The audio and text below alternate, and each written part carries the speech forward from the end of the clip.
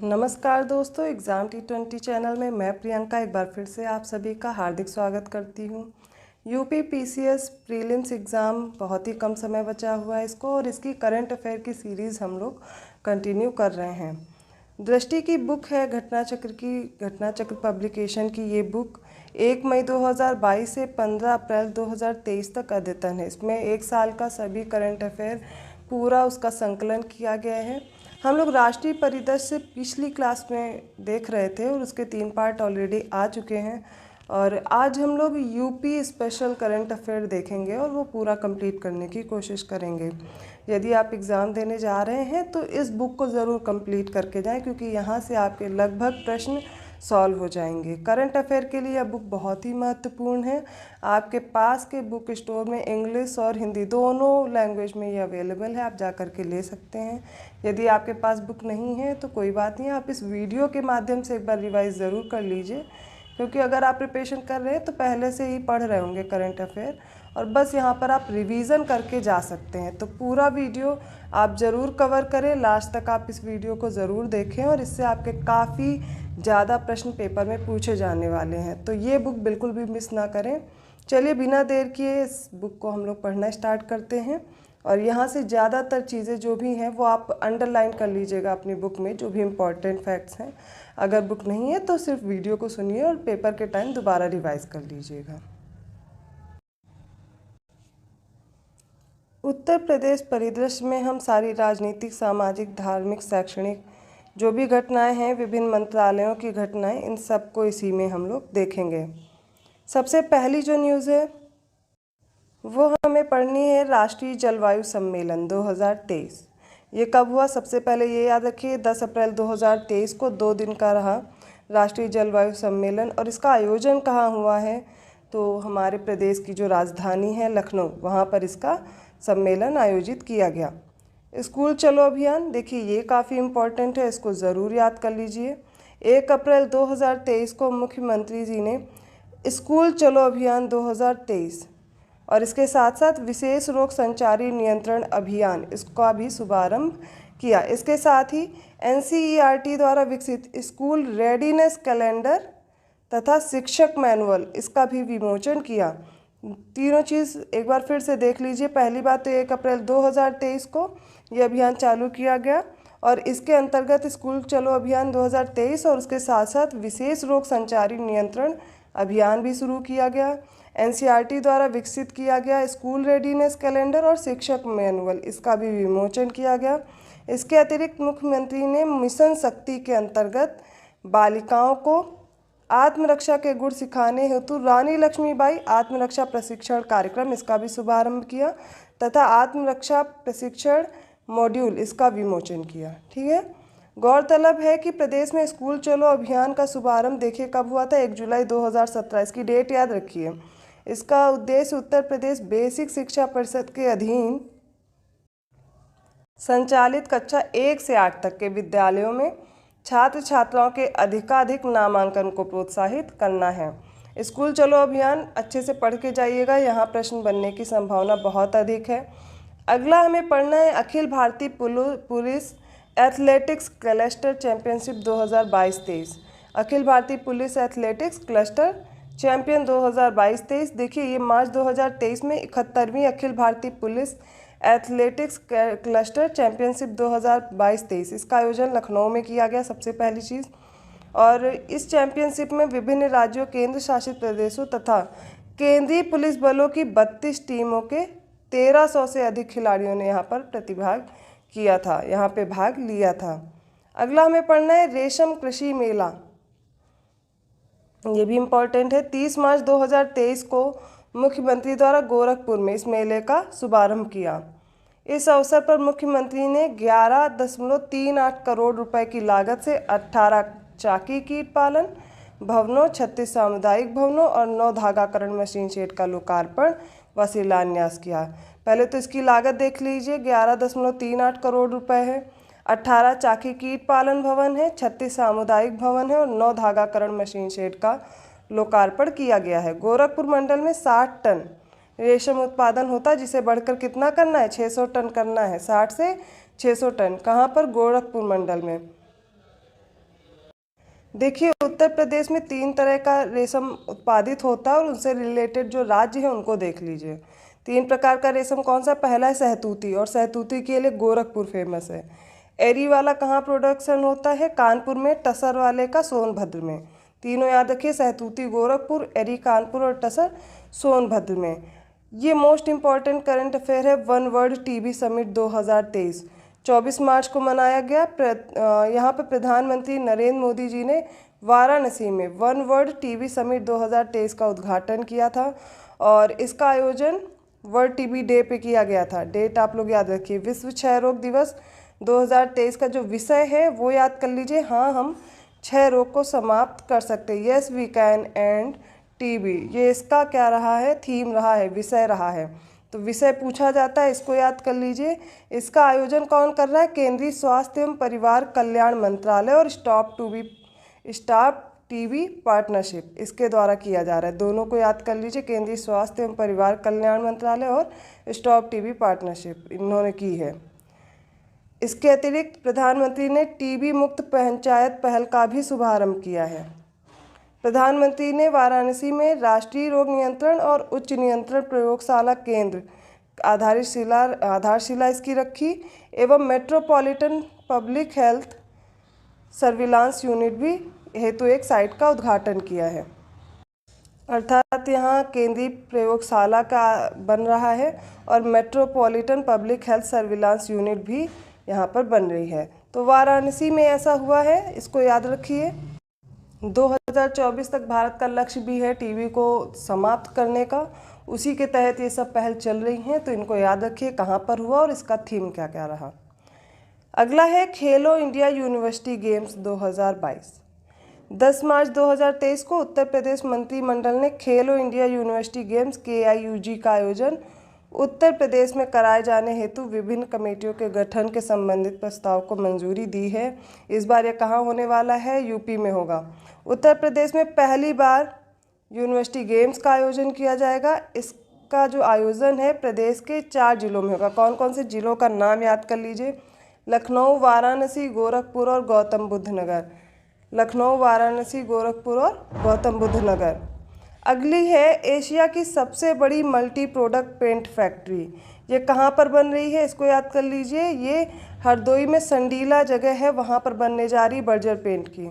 5 मार्च 2023 को मुख्यमंत्री ने आभासी माध्यम से हरदोई के संडीला में एशिया की सबसे बड़ी मल्टी प्रोडक्ट पेंट्स फैक्ट्री का उद्घाटन किया है। यह पेंट फैक्ट्री बर्जर समूह की है। उत्तर प्रदेश खेल नीति 2023। मार्च 2023 में उत्तर प्रदेश मंत्रिमंडल द्वारा इस खेल नीति को मंजूरी प्रदान की गई है। इस नीति से जुड़ी रणनीतियों और पहलुओं के प्रभावी कार्यान्वयन हेतु एक राज्य खेल प्राधिकरण की स्थापना भी की गई है और इस नीति के अंतर्गत 3 श्रेणी रखी गई हैं। कौन कौन सी हैं? श्रेणियां देख लीजिए।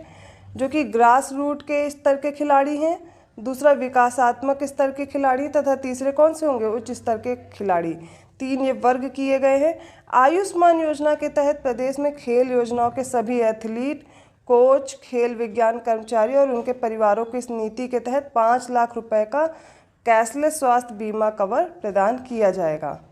ये पॉइंट इम्पॉर्टेंट है इसका। राज्य सरकार द्वारा 10 करोड़ रुपए के प्रारंभिक कोष के साथ राज्य में खेलों के लिए उत्तर प्रदेश खेल विकास कोष बनाया जाएगा और इस बार खेल नीति की खास बात यह है कि इसमें ई-स्पोर्ट्स को भी शामिल किया गया है। अब हमें पढ़ना है पर ड्रॉप मोर क्रॉप। ये देखिए एक माइक्रो इरिगेशन का जैसे एक तकनीक होती है जहाँ पर क्या होता है, ड्रॉप करके स्प्रिंकलर क्या करता है, पानी गिराता है। ठीक है, तो पानी का जो वेस्टेज है वो बहुत कम होता है और आप जानते हैं कि यूपी में सबसे ज़्यादा नलकूप द्वारा सिंचाई होती है। तो इसीलिए कि ये नया प्रोग्राम आया है, इस पर कार्यक्रम चल रहा है उत्तर प्रदेश मंत्रिमंडल द्वारा। पर ड्रॉप मोर क्रॉप, ये माइक्रो इरिगेशन की टेक्निक है। इस कार्यक्रम के अंतर्गत ड्रिप एवं स्प्रिंकलर सिंचाई के प्रोत्साहन हेतु 5 वर्षों की अवधि 2022-23 से 2026-27 तक राज्य सहायता टॉप अप दिए जाने की जो संबंधित प्रस्ताव है इसको मंजूरी मिल गई है। कालिंजर महोत्सव देख लीजिए। अब ये 17 फरवरी 2023 को मुख्यमंत्री योगी आदित्यनाथ ने कहाँ से शुरू किया? बांदा जिले से। इसका शुभारंभ किया गया। इस अवसर पर मुख्यमंत्री ने कालिंजर महोत्सव 2023 को राजकीय महोत्सव के रूप में मनाने की मान्यता प्रदान करने की क्या की है, घोषणा की है। अगला पढ़िए इमिलिया कोडरगांव। ये उत्तर प्रदेश का जो बलरामपुर जिला है वहाँ पर जो थारू आबादी है उससे रिलेटेड ये गांव है और ये राज्य का पहला आदिवासी संग्रहालय थारू जनजाति संग्रहालय बनाया गया है। थारू जनजाति की जीवंत और विविध संस्कृति और जीवन शैली पर केंद्रित यह संग्रहालय 5.5 एकड़ में विस्तारित है। तो इमिलिया कोडरगांव यहाँ पर क्या है, थारू जनजाति संग्रहालय बनाया गया है। अब आगे पढ़ना है हमें VFS global visa application centre. 4 फरवरी 2023 को मुख्यमंत्री योगी आदित्यनाथ ने लखनऊ में VFS global visa application centre का उद्घाटन किया है और इस सेंटर में 10 देश के लिए वीज़ा आवेदन जुड़ी प्रक्रिया पूरा करने की सुविधा भी दी गई है। अब ये देश कौन से हैं 10? सबसे पहले देखिए ऑस्ट्रेलिया, नीदरलैंड्स, चेक गणराज्य, क्रोएशिया, हंगरी, पुर्तगाल, जर्मनी, इटली तथा सऊदी अरब। इनकी यात्रा करने से संबंधित जो सेवाएं हैं वो प्रदान की जाएगी। उत्तर प्रदेश खाद्य प्रसंस्करण उद्योग नीति, इसके बारे में पढ़ते हैं। 2 फरवरी 2023 को उत्तर प्रदेश मंत्रिमंडल ने उत्तर प्रदेश खाद्य प्रसंस्करण उद्योग नीति 2022 प्रख्यापित की है और यह नीति अधिसूचित होने की तिथि से आगामी 5 वर्ष या फिर जब तक नई नीति नहीं आ जाती तब तक यह संपूर्ण प्रदेश पर प्रभावी रहेगी। इस नीति का उद्देश्य क्या है ये देख लीजिए। कृषि उपज में प्रसंस्करण में बढ़ोतरी करना और अन्य राज्यों और देशों में प्रसंस्कृत खाद्य पदार्थों के निर्यात को भी प्रोत्साहित करना है। इस नीति के तहत खाद्य प्रसंस्करण उद्योग की स्थापना की जाएगी और इसके संबंध में जो संयंत्र हैं वो लगाए जाएंगे। मशीनरी और तकनीकी सिविल कार्य के लिए किए गए व्यय का 35% जो पूंजीगत अनुदान है, अधिकतम सीमा इसकी 5 करोड़ है या इसमें दिया जाएगा। अब हमें पढ़ना है मुख्यमंत्री योगी आदित्यनाथ के नाम दर्ज लंबे समय तक मुख्यमंत्री रहने का रिकॉर्ड। यह रिकॉर्ड कितने दिन का बन गया है? सबसे पहले जो इससे पहले रिकॉर्ड था वो डॉक्टर संपूर्णानंद थे मुख्यमंत्री और उनका था 5 वर्ष 345 दिन। फरवरी 2023 में मुख्यमंत्री योगी आदित्यनाथ के नाम पर उत्तर प्रदेश में सबसे लंबे समय तक मुख्यमंत्री रहने का रिकॉर्ड दर्ज हुआ है। योगी जी पहले ऐसे मुख्यमंत्री जो लगातार 5 वर्ष 347 दिन से इस पद पर आसीन है। इससे पहले जिनका रिकॉर्ड था वो किसका टूटा है? वो योगी से पूर्व कांग्रेस शासन के डॉक्टर संपूर्णानंद 5 वर्ष 345 दिन तक लगातार मुख्यमंत्री रहे थे। उसके बाद कौन है? योगी आदित्यनाथ जी। श्रेयस हरीश के बारे में जान लेते हैं। देखिए लखनऊ में आयोजित हुआ था उत्तर प्रदेश वैश्विक निवेशक सम्मेलन 2023। तो 10 फरवरी 2023 को प्रधानमंत्री नरेंद्र मोदी जी ने क्या किया? लखनऊ में जो श्रेयस हरीश हैं इनको सबसे युवा मोटर बाइक रेसर होने के उपलक्ष्य में श्रेयस हरीश को क्या किया? सम्मानित किया है, क्योंकि ये बंगलुरु के निवासी हैं और इन्होंने विश्व रेस में ये जो हुई है क्वालिफाई करने वाले पहले भारतीय बने। इम्पॉर्टेंट इसलिए क्योंकि इसका आयोजन कहाँ हुआ? लखनऊ में हुआ। सम्मान वितरण को लखनऊ में किया गया। अब हमें पढ़ना है क्लाशिनकोव AK-203 असॉल्ट राइफल के बारे में। जनवरी 2023 में अमेठी स्थित कोरबा आयुध फैक्ट्री में क्लाशिनकोव AK-203 असॉल्ट राइफलों का उत्पादन प्रारंभ हुआ है। भारत रूस संयुक्त उपक्रम है ये। इसके तहत Indo Russian rifles private limited company द्वारा इसका उत्पादन किया जा रहा है। किसके द्वारा किया जा रहा है ये पढ़ लीजिए। ध्यातव्य है कि अमेठी के मुंशीगंज में असॉल्ट राइफल की यूनिट का शिलान्यास प्रधानमंत्री नरेंद्र मोदी ने 3 मार्च 2019 को किया था। ठीक है, अमेठी में मुंशीगंज में नरेंद्र मोदी जी ने किया था 3 मार्च 2019 को। यहाँ पर जो असॉल्ट राइफल है इसकी यूनिट बन रही थी। अभी क्या हुआ है, अमेठी में जो कोरबा आयुध फैक्ट्री है इसमें क्लाशिनकोव AK-203 असॉल्ट राइफल इसका उत्पादन किया जाएगा और किसके द्वारा? इंडो रशियन जो राइफल्स प्राइवेट लिमिटेड कंपनी है इसके द्वारा यहाँ पर इसका प्रोडक्शन किया जाएगा। लगातार 2 वर्षों से जो उत्तर प्रदेश की झांकी है वो प्रथम स्थान पर आ रही थी, किंतु इस बार तीसरे स्थान पर है। यही जानकारी इसमें दी गई। गणतंत्र दिवस 2023 में उत्तर प्रदेश की झांकी। 30 जनवरी 2023 को रक्षा मंत्रालय द्वारा गणतंत्र दिवस 2023 की सर्वश्रेष्ठ झांकी जो सर्वश्रेष्ठ झांकी है और सर्वश्रेष्ठ मार्चिंग टुकड़ियों के परिणाम घोषित किए गए। और इस परिणाम में उत्तर प्रदेश की अयोध्या दीपोत्सव इसके विषय पर आधारित जो झांकी थी उसको कौन सा स्थान प्राप्त हुआ है? तीसरा। गणतंत्र दिवस परेड 2022 में उत्तर प्रदेश जिला की एक जिला एक उत्पाद और काशी विश्वनाथ धाम विषय पर जो आधारित झांकी थी उसको क्या हुआ था? पहला स्थान प्राप्त हुआ था। अब हम पढ़ते हैं राष्ट्रमंडल खेल 2022 के पदक विजेता एवं प्रतिभागी। 36वें राष्ट्रीय खेल में प्रदेश के पदक विजेता खिलाड़ी सम्मानित किए गए हैं। देखिए 26 जनवरी 2023 को राज्यपाल आनंदीबेन पटेल और मुख्यमंत्री योगी आदित्यनाथ ने उत्तर प्रदेश दिवस जो कार्यक्रम था उसकी श्रृंखला चल रही थी, उसी में राष्ट्रमंडल खेल जो 2022 में जिन्होंने पदक जीता था उन प्रतिभागी में 14 खिलाड़ियों को कुल 5 करोड़ 30 लाख रुपए की पुरस्कार राशि और स्मृति चिन्ह उन्हें प्रदान किया गया। देख लेते हैं कौन कौन है इसमें। राष्ट्रमंडल खेल 2022 में प्रदेश की प्रियंका गोस्वामी जो कि एथलेटिक्स में है, मेघना सिंह क्रिकेट की, दीप्ति शर्मा क्रिकेट, ललित कुमार उपाध्याय हॉकी से इन्होंने क्या किया था? रजत पदक जीता था। जबकि अन्नू रानी जो एथलेटिक्स की हैं, रजत पदक देख लीजिए किसका किसका है। प्रियंका गोस्वामी एथलेटिक्स से, मेघना सिंह क्रिकेट से, दीप्ति शर्मा क्रिकेट से और ललित कुमार उपाध्याय हॉकी से हैं। जबकि अन्नू रानी एथलेटिक्स, दिव्या काकरन कुश्ती में, विजय कुमार यादव जूडो और वंदना कटारिया हॉकी इन्होंने क्या किया था? कांस्य पदक जीता था। इस अवसर पर 36वें राष्ट्रीय खेल के प्रदेश में जो पदक विजेता 66 खिलाड़ियों को कुल 2,58,50,000 रुपए की पुरस्कार राशि यहाँ पर प्रदान की गई। उल्लेखनीय है कि गुजरात में आयोजित 36वें राष्ट्रीय खेल में उत्तर प्रदेश के खिलाड़ियों ने 18 खेलों में कुल 56 पदक जीते हैं। 56 पदक कौन कौन से मामले में?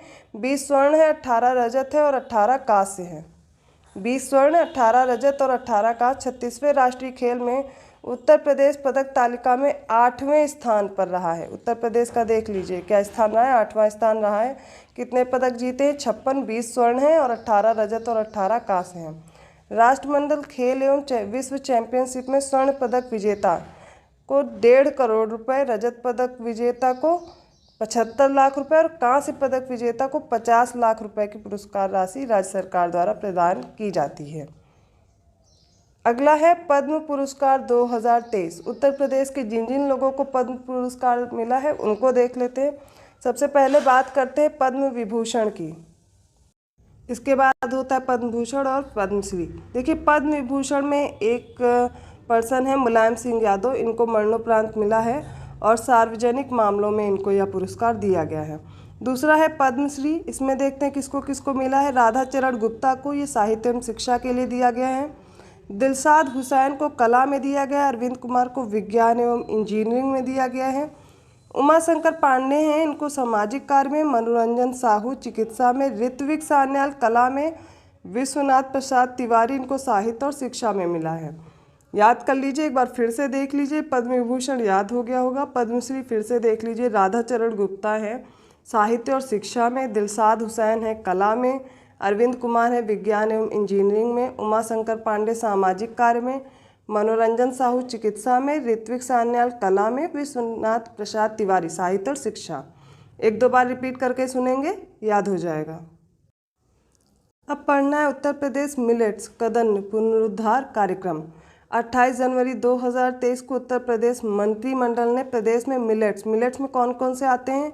ज्वार, जिनको मोटा अनाज कहते हैं, ज्वार, बाजरा, कोदो, सांवा, रागी जिसको मडुआ भी बोलते हैं, इन सब की खेती के प्रसंस्करण एवं उपयोग को बढ़ावा देने हेतु राज्य सरकार द्वारा यह कार्यक्रम चलाया जा रहा है, इसको मंजूरी दी गई है। कार्यक्रम का नाम क्या है? उत्तर प्रदेश मिलेट्स कदन पुनरुद्धार कार्यक्रम। नाम याद हो गया। इस नवीन योजना को वर्ष 2023 1 जनवरी 2023 से वर्ष 2027 तक संचालित किया जाएगा। अवधि देख लीजिए और इसके क्रियान्वयन हेतु 5 वर्षों की अवधि में अनुमानित जो आकलित व्यय है वो कितना है? लगभग 186 करोड़ रुपए बोला जा रहा है। और इस कार्यक्रम में प्रदेश के सभी जितने भी 75 जिले हैं उन सभी में इसको कार्यान्वित किया जाएगा। ये इम्पॉर्टेंट है, इसको स्टार बना के याद कर लीजिए। लक्ष्मण पुरस्कार और रानी लक्ष्मीबाई पुरस्कार 2020-21 और 2021-22 24 जनवरी 2023 को उत्तर प्रदेश दिवस समारोह के अवसर पर उत्तर प्रदेश की जो राज्यपाल हैं आनंदीबेन पटेल और मुख्यमंत्री हैं योगी आदित्यनाथ, इन्होंने लक्ष्मण पुरस्कार और रानी लक्ष्मीबाई पुरस्कार 2020-21 और 21-22 इनके जो पुरस्कार विजेता हैं उनको पुरस्कार प्रदान किए। वर्ष 2020-21 और 21-22 में कुल 12 खिलाड़ियों को लक्ष्मण पुरस्कार और रानी लक्ष्मीबाई पुरस्कार से सम्मानित किया गया है। पहले देख लेते हैं रानी लक्ष्मीबाई पुरस्कार 2020-21 के कौन है। नेहा कश्यप वुशु में और ज्योति शुक्ला हैंडबॉल में। ये कौन सा है? रानी लक्ष्मीबाई 2020-21 है। लक्ष्मण पुरस्कार 2020-21 में राहुल सिंह हॉकी के लिए वेटरन वर्ग के हैं और मोहित वर्ग कुश्ती के लिए। जनार्दन सिंह यादव जो है कुश्ती वेटरन वर्ग। यहाँ पे रानी लक्ष्मीबाई और लक्ष्मण पुरस्कार 2020-21 का हमने डिस्कस किया, भी 21-22 के भी देख लीजिए। रानी लक्ष्मीबाई पुरस्कार 21-22 तरुणा शर्मा जूडो वेटरन वर्ग में और मनीषा भाटी हैं वुशु में।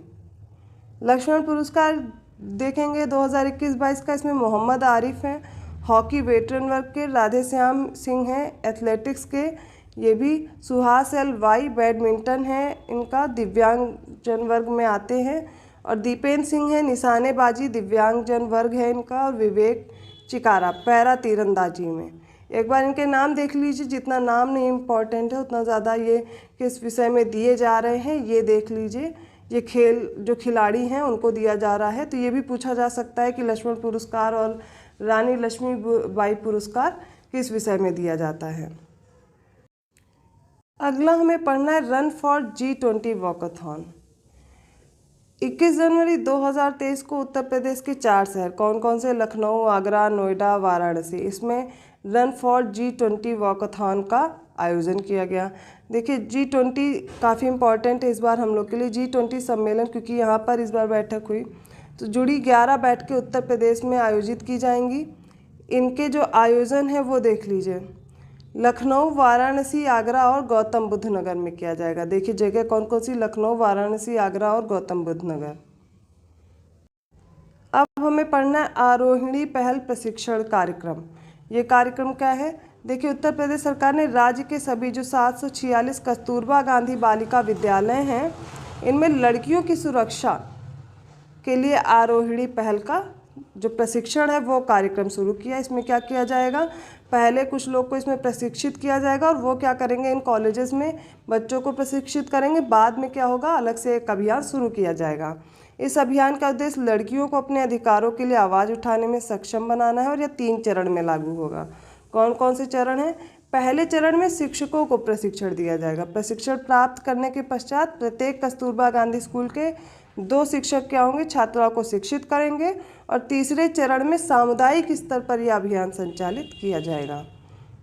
अब पढ़ना है छठा उत्तर प्रदेश दिवस समारोह। 24 जनवरी 2023 को राज्यपाल आनंदीबेन पटेल और मुख्यमंत्री योगी आदित्यनाथ ने उत्तर प्रदेश राज्य के कौन सा स्थापना दिवस था, ये याद कीजिए, 74वां स्थापना दिवस था और इसका शुभारंभ कहाँ से किया गया? लखनऊ में। उत्तर प्रदेश 2023 का मुख्य विषय क्या रहा? निवेश और रोजगार। पहली बार उत्तर प्रदेश दिवस का आयोजन 2018 में किया गया था, उसके बाद से लगातार आयोजित हो रहा है। 24 जनवरी 1950 को तत्कालीन यूनाइटेड प्रोविंस का नाम बदलकर उत्तर प्रदेश किया गया था। कब किया गया था नाम बदलाव, ये देख लीजिए। और वैसे भी आपने यूपी स्पेशल में ये सब चीज़ें ऑलरेडी याद की होंगी क्योंकि यहाँ से प्रश्न बनते हैं।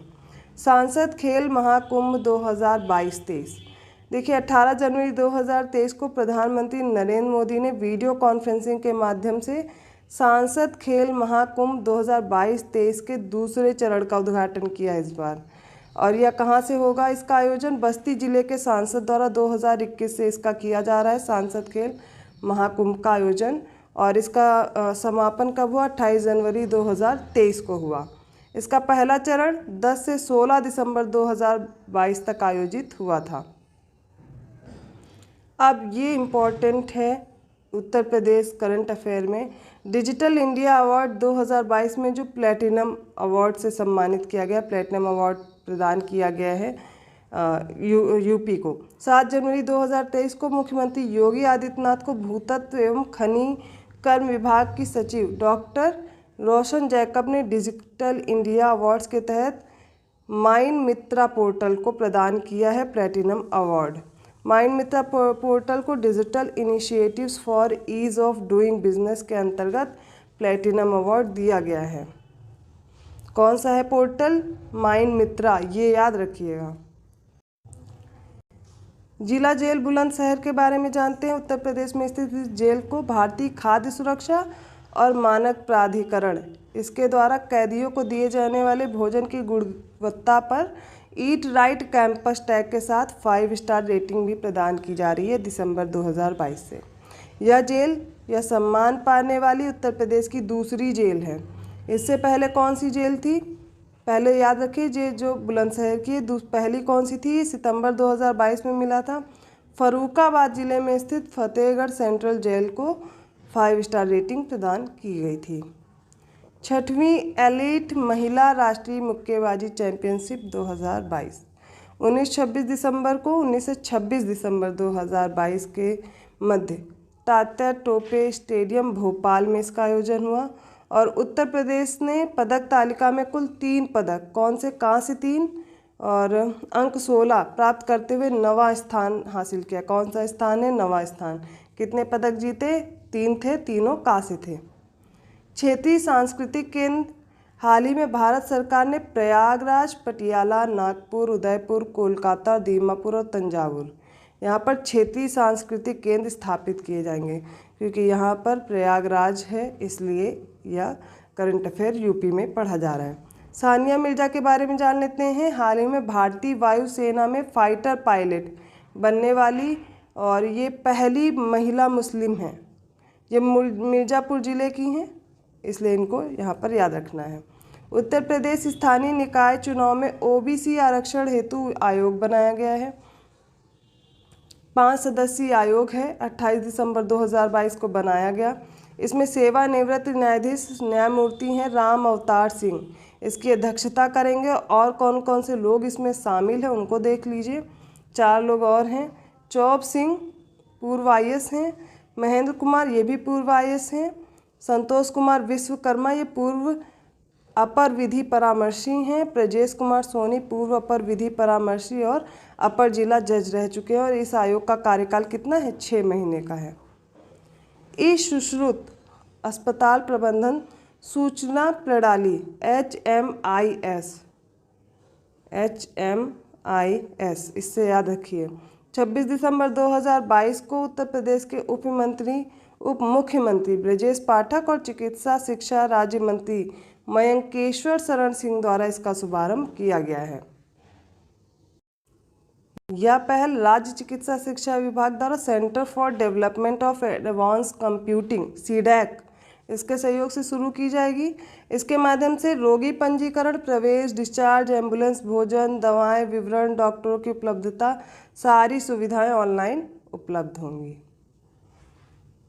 अगला है भारतीय ऐतिहासिक अभिलेख समिति IHRC। इसका 63वां सत्र 18 से 19 दिसंबर 2022 को उत्तर प्रदेश राज्य अभिलेखागार लखनऊ में आयोजित हुआ है। IHRC की स्थापना कब हुई? 1919 में अभिलेखों को प्रबंधन और ऐतिहासिक अनुसंधान के लिए उनके उपयोग से जुड़े मुद्दों पर भारत सरकार को सलाह देने के लिए की गई थी। अब याद करना है उत्तर प्रदेश वेयर हाउसिंग और लॉजिस्टिक नीति 2022 के बारे में। दिसंबर 2022 में उत्तर प्रदेश मंत्रिमंडल ने Uttar Pradesh where housing and logistic नीति 2022 को मंजूरी प्रदान की थी और यह 5 वर्षों के लिए प्रभावी रहेगी। इस नीति की अधिसूचना जारी होने पर उत्तर प्रदेश वेयर हाउसिंग और जो लॉजिस्टिक नीति है 2018 वाली निरसित हो जाएगी, अब यही वाली लागू होगी।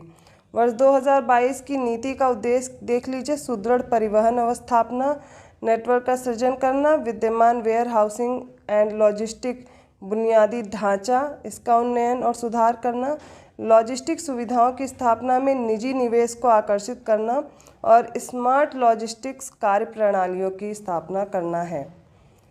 जिस प्रकार एक जिला एक उत्पाद चल रहा है, उसी तरह एक नया कार्यक्रम है एक जिला एक खेल। दिसंबर 2022 में उत्तर प्रदेश ने खेल को बढ़ावा देने हेतु जो एक जिला एक खेल है, इसमें कुछ योजनाएं शुरू की हैं और इसमें कुछ खेलों में बदलाव भी किया है। ODOS योजना में शामिल करने हेतु 10 जिलों के खेलों में बदलाव किया गया है। कौन कौन से बदलाव किए गए ये ज़रूर याद कर लीजिए। देखिए, मथुरा में जूडो के स्थान पर क्या हो गया है, कुश्ती हो गई है। बलिया, अंबेडकर नगर, कानपुर देहात और फतेहपुर, इन 4 जगहों पे क्या हुआ है, बैडमिंटन के स्थान पर एथलेटिक्स। फिर से याद कर लीजिए, मथुरा में जूडो के स्थान पर कुश्ती, बलिया, अंबेडकर नगर, कानपुर देहात और फतेहपुर में बैडमिंटन के स्थान पर एथलेटिक्स, और श्रावस्ती में बैडमिंटन के स्थान पर कबड्डी। श्रावस्ती का देख लिया, बैडमिंटन के स्थान पर कबड्डी है। और भी 3 जिले देख लीजिए, झांसी, गोंडा, लखीमपुर, यहाँ पर बैडमिंटन के स्थान पर क्या है, हॉकी। एक और श्रावस्ती भी था। बहराइच में बैडमिंटन के स्थान पर क्या हुआ है, फुटबॉल हो गया है। अब खेलों से संबंधित जो जिले हैं उनको याद कर लीजिए। कुश्ती के लिए वाराणसी, गोरखपुर, चंदौली, बागपत, आजमगढ़, देवरिया, महाराजगंज। फिर से रिपीट कर दूं, कुश्ती में वाराणसी, गोरखपुर, चंदौली, बागपत, आजमगढ़, देवरिया और महाराजगंज हैं। एथलेटिक्स में देख लीजिए कौन कौन है, मैनपुरी, फिरोजाबाद, जौनपुर, भदोही, संभल, सीतापुर, कासगंज, उन्नाव, अयोध्या, कौशाम्बी, एटा, अमेठी, रामपुर, सिद्धार्थनगर, संत कबीर नगर, चित्रकूट, बस्ती, हमीरपुर, हापुड़, मेरठ, गाजीपुर, शामली, बलिया और मुजफ्फरनगर। देखिए, मुझे भी पता है एक बार में या 2 बार में तुरंत रटने से नाम याद नहीं होते हैं, आसान भी नहीं, इतनी करंट अफेयर एक बार में याद कर लीजिए, किंतु आप 1-2 बार रिवाइज ज़रूर करिए, तो वहाँ पर ऑप्शन देख करके आप समझ जाएंगे कि क्या उत्तर होगा। एथलेटिक्स का देख लिया। अब हॉकी, प्रतापगढ़, मऊ, बरेली, लखनऊ। लखनऊ का देखिए क्या है, हॉकी है। रायबरेली, हरदोई, फरुखाबाद, मुरादाबाद, बलरामपुर, इटावा और गाजियाबाद, इतनों का हॉकी है।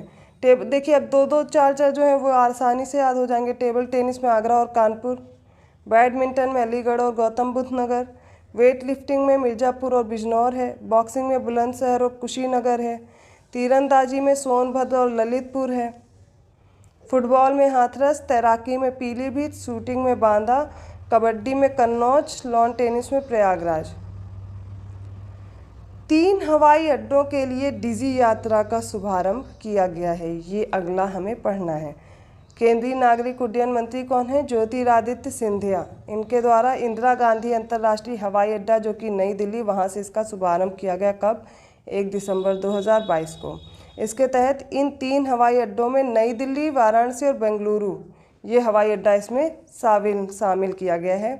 पहले चरण में डिजी यात्रा 7 हवाई अड्डों पर शुरू की जाएगी, जिसमें से 3 पर शुरुआत हो चुकी है, और बाद में इसमें किस में शुरू किया जाएगा, इन तीनों के बाद हैदराबाद, कोलकाता और पुणे और विजयवाड़ा, इन पर भी हवाई अड्डे ये शुरू किए जाएंगे डिजी यात्रा। मातृ मृत्यु अनुपात, देखिए इसको भी याद करना काफ़ी ज़रूरी है, ऐसे प्रश्न पूछे जाते हैं, पिछली बार भी आए थे। 30 नवंबर 2022 को केंद्रीय स्वास्थ्य एवं परिवार कल्याण मंत्रालय द्वारा ये आंकड़े जारी किए गए हैं। मातृ मृत्यु अनुपात, जिसको मैटरनल मॉर्टेलिटी रेशियो MMR कहते हैं, इसमें गिरावट दर्ज की गई है। ठीक है, उत्तर प्रदेश के एम्पायर्ड एक्शन ग्रुप EAG इसमें शामिल किया गया है। देखिए इसमें क्या क्या दिए गए हैं, रेशियो देख लीजिए। इसमें जो MMR का जो रेशियो है 2018-20 के अनुसार दिया गया है, 2018 से 20, तो इसमें MMR का जो अनुपात है वो 167 है, और जिसकी दर है वो है 14.3। इसमें क्या हुआ है, कमी दर्ज की गई है इस बार। अब बताना है, अब इसको याद कर लीजिए, 41वां रामायण मेला कब आयोजित हुआ, ये 27 नवंबर 2022 को। इसका शुभारंभ किसने किया, मुख्यमंत्री जी ने, और कहाँ किया, अयोध्या में। इस मेले का समापन 30 नवंबर 2022 को हुआ, और उत्तर प्रदेश सरकार और रामायण मेला समिति के सहयोग से प्रतिवर्ष इस मेले का आयोजन किया जाता है। अयोध्या में रामायण मेला की शुरुआत 1982 में जो तत्कालीन मुख्यमंत्री थे श्रीपति मिश्र, इन्होंने की थी।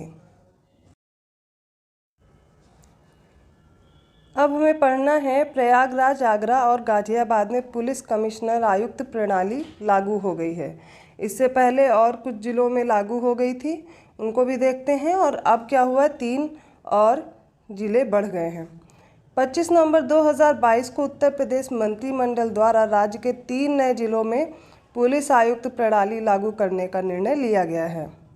ये 3 नए जिले कौन कौन से, प्रयागराज, गाजियाबाद और आगरा, नाम याद रखिए। अब यहाँ पर बने कौन कौन हैं उनको भी देखिए। रमित शर्मा हैं, ये प्रयागराज के हैं, प्रीतिंदर सिंह आगरा के, और अजय कुमार मिश्रा गाजियाबाद के पुलिस कमिश्नर नियुक्त किए गए हैं। इसके अतिरिक्त आगरा, गाजियाबाद एवं प्रयागराज की जो नगरीय जनसंख्या है वह 10 लाख से अधिक दृष्टिगत होने पर इन्हें 3 महानगर घोषित किए गए हैं। मेट्रोपॉलिटन एरिया इनको घोषित किया गया है। उत्तर प्रदेश में पुलिस कमिश्नर प्रणाली देख लेते हैं। सबसे पहले कहाँ है, देखिए 7 जिले हो गए हैं जब इन 3 में लागू हुआ है। सबसे पहले लखनऊ और गौतम बुद्ध नगर में 2020 को लागू हुई थी। उसके बाद 2021 में देखिए 2 और हैं, कानपुर, वाराणसी, और अब 2022 में 3 और ऐड किए गए, गाजियाबाद, आगरा और प्रयागराज। अगला पढ़ना है मुख्यमंत्री बुनकर सौर योजना। ये क्या है, 25 नवंबर 2022 को उत्तर प्रदेश मंत्रिमंडल द्वारा इस योजना को संचालित करने के प्रस्ताव को मंजूरी दी गई है और यह योजना 5 वर्ष के लिए कार्यान्वित की जाएगी। और यह किसके द्वारा की जा रही है, इसका क्रियान्वयन हेतु यूपी नेडा को कार्यदायी संस्था नामित किया गया है, यूपी नेडा के द्वारा। योजना अंतर्गत सरकार सामान्य पावर लूम बुनकरों को सोलर प्लांट की कुल लागत का 25% शासकीय अनुदान प्रदान करेगी। ये देख लीजिए कितना प्रतिशत है, 50% है। अनुसूचित जाति और जनजाति के पावर लूम बुनकरों को सोलर प्लांट की कुल लागत का 75% शासकीय अनुदान प्रदान किया जाएगा। योजना के अंतर्गत कम से कम 10 महिला बुनकरों को सम्मानित भी किया जाएगा जिससे प्रोत्साहन बढ़ाया जा सके। यूनेस्को इंडिया अफ्रीका हैकाथॉन 22 नवंबर 2022 को मुख्यमंत्री योगी आदित्यनाथ जी ने यूनेस्को इंडिया अफ्रीका हैकाथॉन इसके पहले संस्करण का शुभारंभ किया गया है। कब किया है इसका, 22 नवंबर 2022 को, और इसका आयोजन 25 नवंबर 2022 को गौतम बुद्ध विश्वविद्यालय ग्रेटर नोएडा उत्तर प्रदेश में किया गया। यह एक वार्षिक 36 घंटे का कार्यक्रम है जिसमें छात्रों, शिक्षकों, अध्यापकों और भारत के अनुसंधान संस्थान और अफ्रीकी साझेदार को एक मंच पर यह लाता है। यूनेस्को इंडिया अफ्रीका हैकाथॉन याद रखिएगा। काशी तमिल संगमम इम्पॉर्टेंट है, ये इसको पढ़ लीजिए। 17 नवंबर 2022 को 16 दिसंबर 2022 तक कार्यक्रम जो काशी तमिल संगमम है इसका आयोजन कहाँ किया गया, वाराणसी में। 17 नवंबर से 16 दिसंबर तक लगभग 1 महीने का कार्यक्रम था और यह कहाँ आयोजित किया गया, वाराणसी में। 19 नवंबर 2022 को इसका उद्घाटन प्रधानमंत्री नरेंद्र मोदी जी के द्वारा किया गया है। और कार्यक्रम के दौरान एक पुस्तक है तिरुक्कुरल, ठीक है, तिरुक्कुरल, इसका क्या है 13 भाषाओं में अनुवाद के साथ इसका विमोचन भी प्रधानमंत्री नरेंद्र मोदी ने किया। नाम याद कर लीजिए, तिरुक्कुरल, ठीक है। इसका आयोजन शिक्षा मंत्रालय द्वारा अन्य मंत्रालयों यथा संस्कृति, कपड़ा, रेलवे, पर्यटन, खाद्य प्रसंस्करण, सूचना और प्रसारण आदि तथा उत्तर प्रदेश सरकार के सहयोग से किया गया। IIT मद्रास और बनारस हिंदू विश्वविद्यालय इस कार्यक्रम के लिए जो कार्यान्वित एजेंसी में नामित हैं।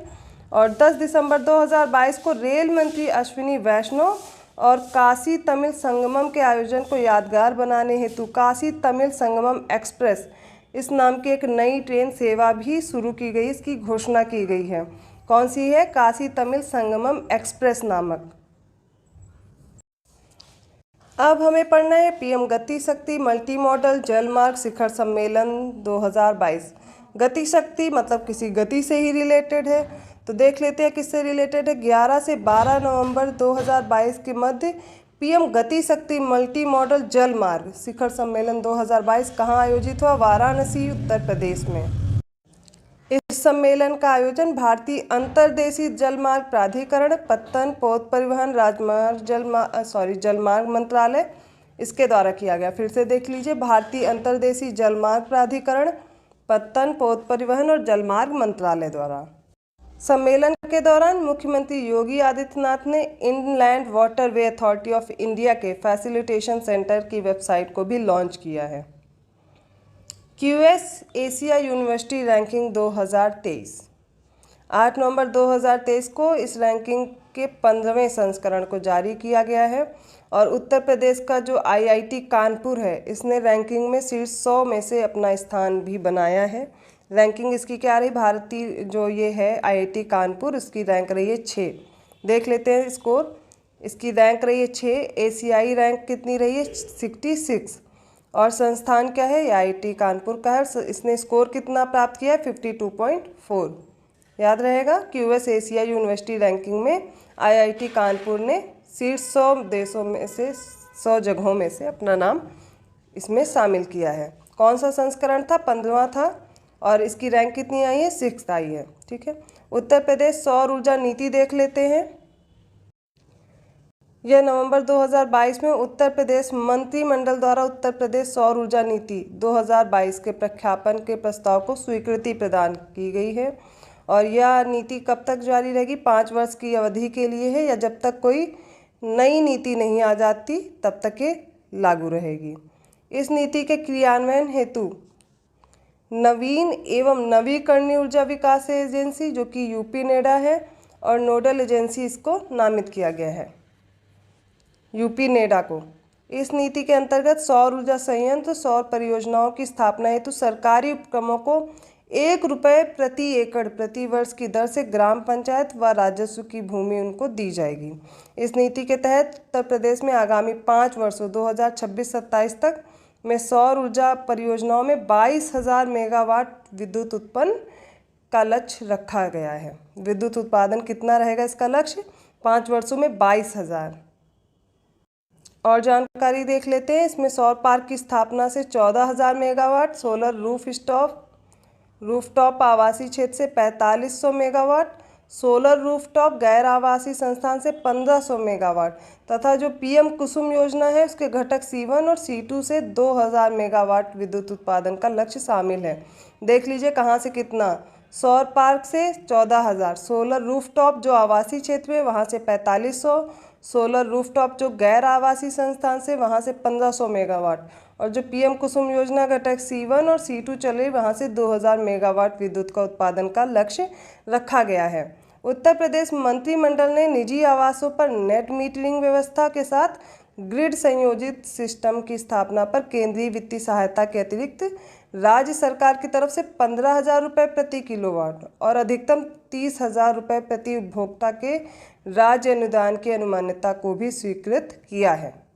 इस नीति के तहत अयोध्या जो शहर है, इस मॉडल को सिटी के रूप में मॉडल सिटी बनाया जा रहा है। कौन सा मॉडल, सौर सिटी। इसके रूप में विकसित करने के अलावा प्रदेश के 16 नगर निगमों तथा नोएडा को भी सोलर सिटी के रूप में विकसित किया जाएगा।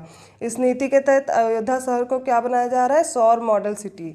सौर ऊर्जा संयंत्रों के रख रखाव हेतु 30,000 युवकों को सौर ऊर्जा संयंत्रों के अनुरक्षण का प्रशिक्षण दिया जाएगा और उन्हें क्या बोला जाएगा, सूर्य मित्र। ये सूर्य मित्र क्या है, ये 30,000 युवक होंगे जो सौर ऊर्जा संयंत्र का अनुरक्षण करेंगे। उन्हीं के लिए उनको प्रशिक्षण दिया जाएगा। उनका नाम क्या दिया गया, सूर्य मित्र। इंपॉर्टेंट है, याद रखिए सूर्य मित्र क्या है।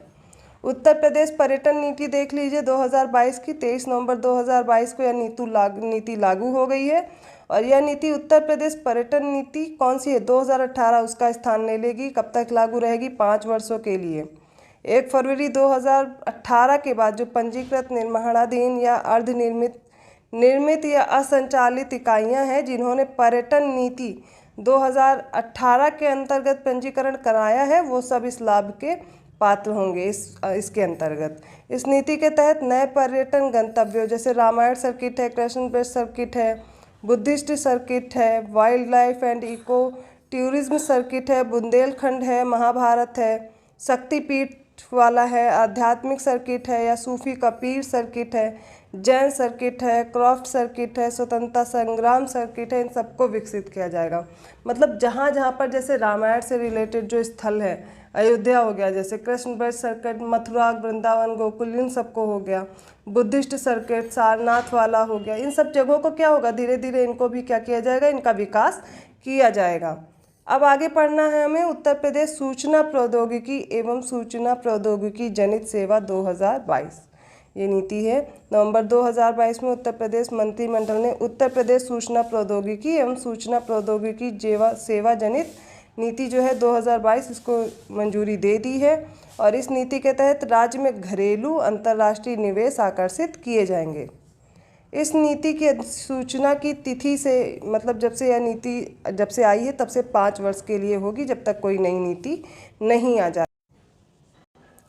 उत्तर प्रदेश औद्योगिक निवेश एवं रोजगार प्रोत्साहन नीति, इसको पढ़ना है। 3 नवंबर 2022 को उत्तर प्रदेश मंत्रिमंडल द्वारा उत्तर प्रदेश में औद्योगिक निवेश रोजगार प्रोत्साहन नीति 2022 को अनुमोदित किया गया है। यह नीति 5 वर्ष के लिए होगी, जब तक कोई नई नीति नहीं आ जाती है। और इस नीति के अंतर्गत राज्य में एक्सप्रेस वेज, फ्रंट कॉरिडोर्स के किनारे लैंड बैंक तथा एकीकृत मैन्युफैक्चरिंग क्लस्टर विकसित किए जाएंगे।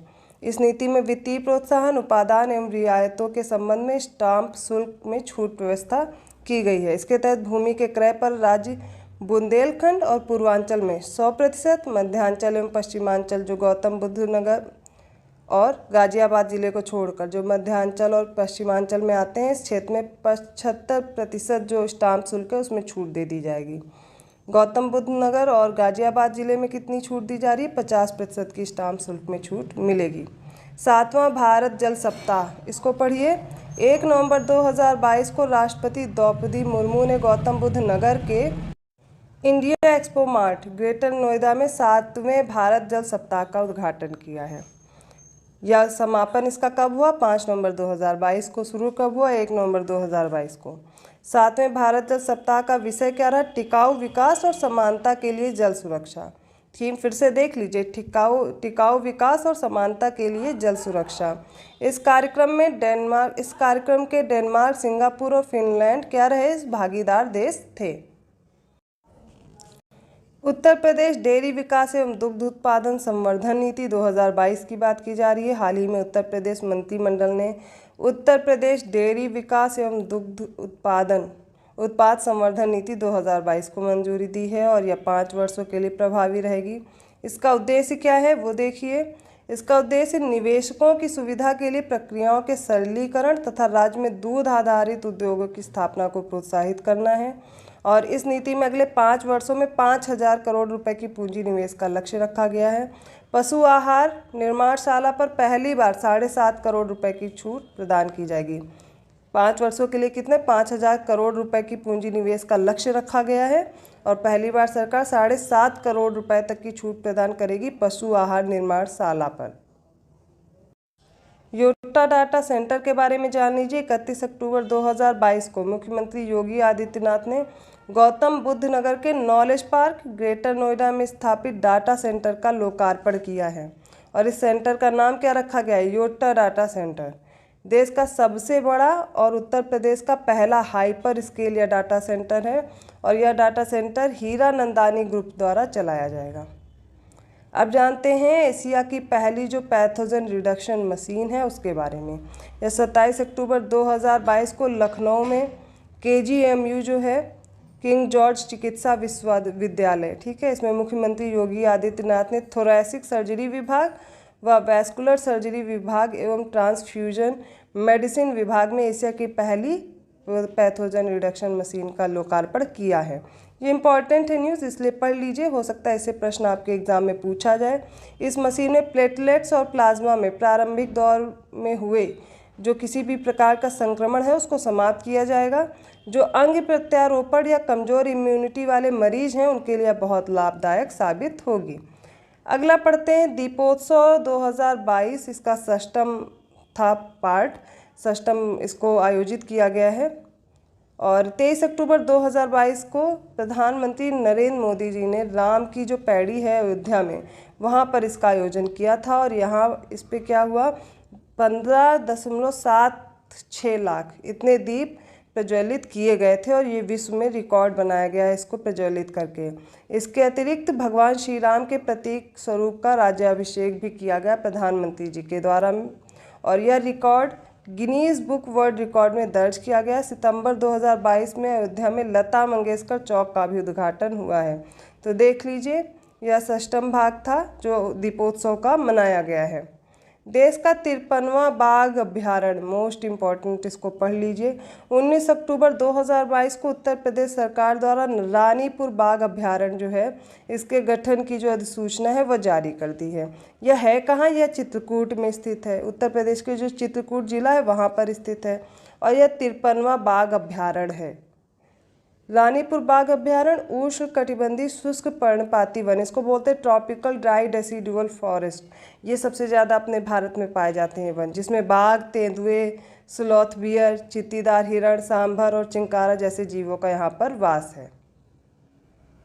इसमें जानकारी ये करनी है कि पन्ना जो टाइगर रिजर्व है एमपी का, और जो रानीपुर बाघ अभ्यारण्य है, ये एक दूसरे के बहुत ही करीब हैं और यहाँ पर बाघों की आवाजाही एक दूसरे ये रिजर्व में होती रहती है। जो टाइगर रिजर्व हैं इनकी आवाजाही के लिए एक महत्वपूर्ण या गलियारा बना हुआ है। रानीपुर बाघ अभ्यारण्य के बारे में जानते हैं। जो इसका कोर एरिया है, आंतरिक एरिया है, आंतरिक एरिया की बात करें वो 230.31 वर्ग किलोमीटर है। जो बफर एरिया है वो कितना है, 299.05, और टोटल एरिया इसका 529.36 वर्ग किलोमीटर है। अब देखते हैं उत्तर प्रदेश में स्थित कौन कौन से बाघ अभ्यारण्य हैं। पहला है दुधवा, जो कि सबसे पुराना है, 2010 में। इसका क्षेत्रफल देखिए 2201.77 किलोमीटर स्क्वायर है। दूसरा है अमनगढ़ क्षेत्र, जो कि कॉर्बेट टाइगर रिजर्व है, और यहाँ पे देखिए 2012 में इसको स्थापित किया गया था, और 80.60 इसका कुल क्षेत्रफल है किलोमीटर स्क्वायर में। तीसरा है पीलीभीत, और चौथा अब हो गया है रानीपुर। ये पीलीभीत 2014 में बाघ संरक्षण केंद्र इसको स्थापित किया गया था, और 730.25 किलोमीटर स्क्वायर है। 2022 में ये 529.36 किलोमीटर स्क्वायर हो गया। मतलब टाइगर रिजर्व इनको कब कब घोषित किया गया है, ये इनका डेट देख लीजिए। अब हमें पढ़ना है यूफी लेक्स 2022। ये क्या है, 15 अक्टूबर 2022 को मुख्यमंत्री योगी आदित्यनाथ ने ललित कला अकादमी में लखनऊ में 12वीं उत्तर प्रदेश डाक टिकट प्रदर्शनी जो है यूफीलेक्स, इसका उद्घाटन किया है। और इसका विषय देख लीजिए, भारत की समृद्धि, संस्कृति और विकास में उत्तर प्रदेश का योगदान। अब पढ़ना है सर सैयद उत्कृष्टता पुरस्कार, ये किसको मिला है, अलीगढ़ मुस्लिम यूनिवर्सिटी को मिला है, एएमयू को। और ये जो प्रसिद्ध अमेरिकी इतिहासकार है प्रोफेसर बारबरा मेटकॉफ, इनको दिया गया है। किसके द्वारा, एएमयू द्वारा, माफ़ कीजिएगा, एएमयू द्वारा दिया गया है बारबरा मेटकॉफ को अक्टूबर 2022 में। कौन सा, सर सैयद उत्कृष्टता पुरस्कार 2022। अब हमें पढ़ना है पब्लिक अफेयर्स इंडेक्स 2022। 14 अक्टूबर 2022 को इस इंडेक्स का कौन सा संस्करण था, 7वां प्रकाशित किया गया। और यहाँ पर उत्तर प्रदेश को बड़े राज्यों की श्रेणी के तहत शामिल किया गया है। सूचकांक में उत्तर प्रदेश ने गत वर्ष की तुलना में अपनी रैंक में सुधार किया। स्कोर कितना है, 0.5201, और 12वां स्थान इसने हासिल किया है। इससे पहले इसका स्थान क्या था, पिछली बार 18वां था, और इस बार क्या हो गया है, 12वां हो गया है।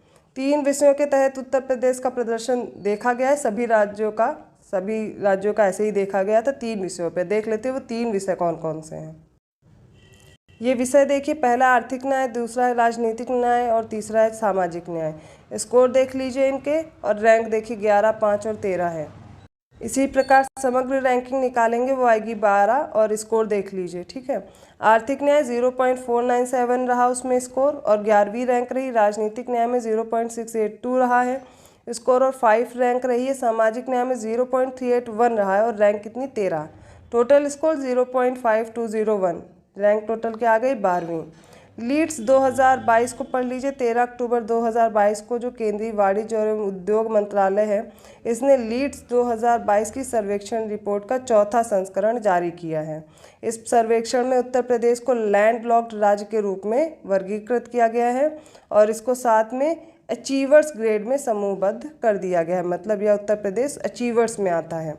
उत्तर प्रदेश की इलेक्ट्रिक वाहन नीति 2022 देख लेते हैं। इसमें काफ़ी महत्वपूर्ण तथ्य दिए गए, हम एक एक करके उनको पढ़ते हैं। 13 अक्टूबर 2022 को मंत्रिमंडल ने, जो उत्तर प्रदेश का है, उसने इलेक्ट्रिक वाहन विनिर्माण एवं गतिशीलता नीति 2022 को मंजूरी प्रदान की है। इसका उद्देश्य क्या है, उत्तर प्रदेश को इलेक्ट्रिक वाहनों को अपनाने के लिए देश को अग्रणी राज्य के रूप में स्थापित करना है। और इस नीति में काफ़ी कार्यक्रम शुरू किए गए, प्रोत्साहन नीति शुरू की गई, वो देख लेते हैं। यह नीति अधिसूचना की तिथि से 5 वर्षों के लिए प्रभावी रहेगी, और यह नीति त्रिआयामी प्रोत्साहन व्यवस्था करती है, जिसमें निर्माता, उपभोक्ता एवं बैटरी से संबंधित सुविधाएं प्रदान करने वाला सेवा प्रदाता शामिल होगा।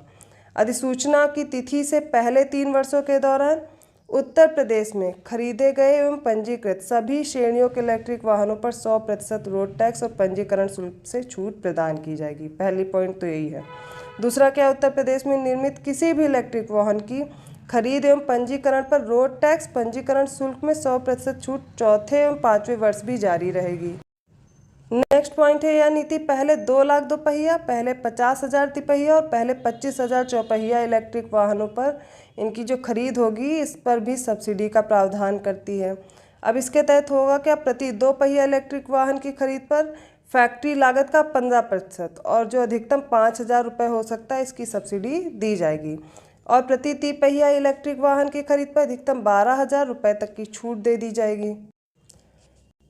प्रति 4 पहिया इलेक्ट्रिक वाहन की खरीद पर 1 लाख रुपए तक की छूट दी जाएगी। यह नीति राज्य में पहली 400 निजी इलेक्ट्रिक बसों की खरीद पर भी सब्सिडी का प्रावधान करती है और यह सब्सिडी प्रति निजी इलेक्ट्रिक बस की खरीद पर अधिकतम 20 लाख रुपए की सीमा तक प्रदान करेगी।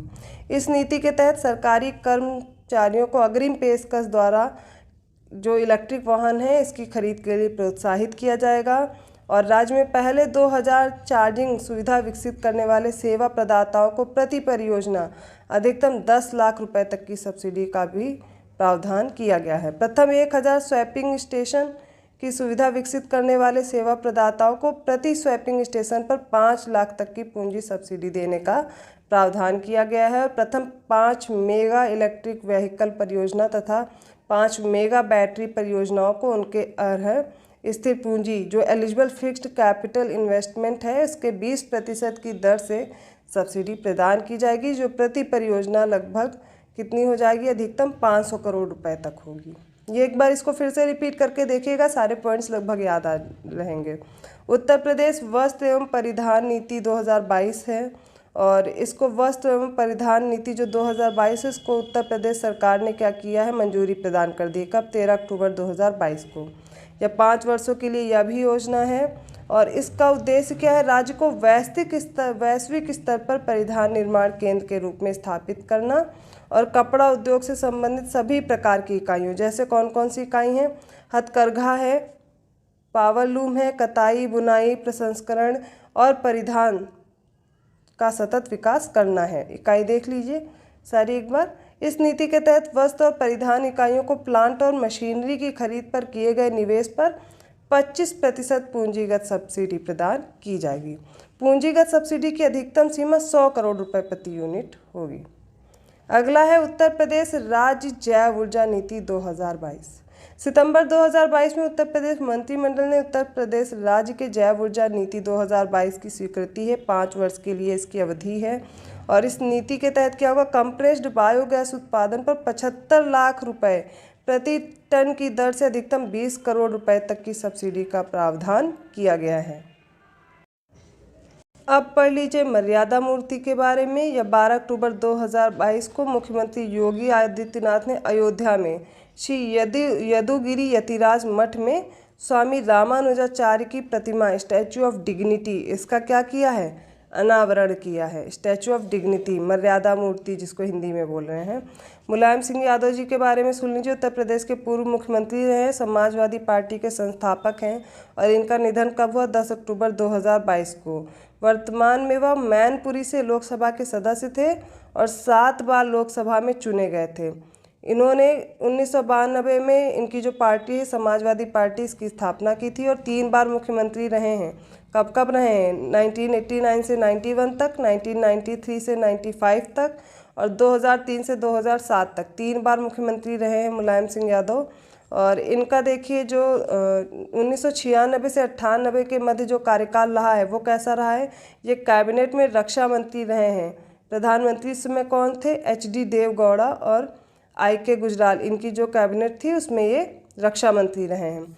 उन्हें वर्ष 2012 में इंटरनेशनल ज्यूरिस्ट अवार्ड से भी सम्मानित किया गया था। ठीक है, इंटरनेशनल ज्यूरिस्ट अवार्ड 2012। अभी उनको एक और पद्म विभूषण भी दिया गया है, वो भी याद रखिए। 36वां राष्ट्रीय खेल 2022 इसके बारे में समझिए। 29 दिसंबर से 29 सितंबर माफ़ कीजिएगा, तब से 12 अक्टूबर 2022 इसका 36वां राष्ट्रीय खेल था और कुल 56 जो पदक हैं वो उत्तर प्रदेश ने जीते। कौन कौन से? 20 स्वर्ण थे, 18 कांस्य और 18 रजत हैं। और इसके साथ इसका स्थान क्या है? 8वां है। उत्तर प्रदेश के राम बाबू एथलीट ने 35 किलोमीटर पैदल चाल में नया राष्ट्रीय रिकॉर्ड बनाया है। इन्होंने कितने समय में पूरा किया है? तो यह 2 घंटे 36 मिनट और 34 सेकंड में पूरी जो पैदल चल करके ये यात्रा की है, इसमें पूरा नया रिकॉर्ड बनाया है इन्होंने। और मेरठ की जो पारुल चौधरी हैं, इन्होंने 2 स्वर्ण पदक जीते। किसमें? एथलेटिक्स की 5000 मीटर तथा 3000 मीटर की स्टीपल चेज इसको इन्होंने जीता है। और उत्तर प्रदेश ने सर्वाधिक पदक एथलेटिक्स की स्पर्धाओं में जीते हैं। 9 स्वर्ण सहित इन्होंने 16 पदक जीते हैं इसमें।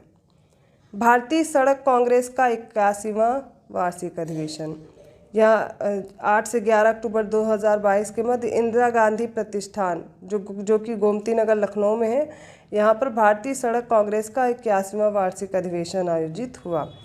मिशन निरामया समझ लीजिए, या उत्तर प्रदेश के मुख्यमंत्री आदित्यनाथ ने, जो कि लखनऊ में एक कन्वेंशन सेंटर है SGPGI, इसके कन्वेंशन सेंटर में इस मिशन का शुभारंभ किया है 8 अक्टूबर 2022 को।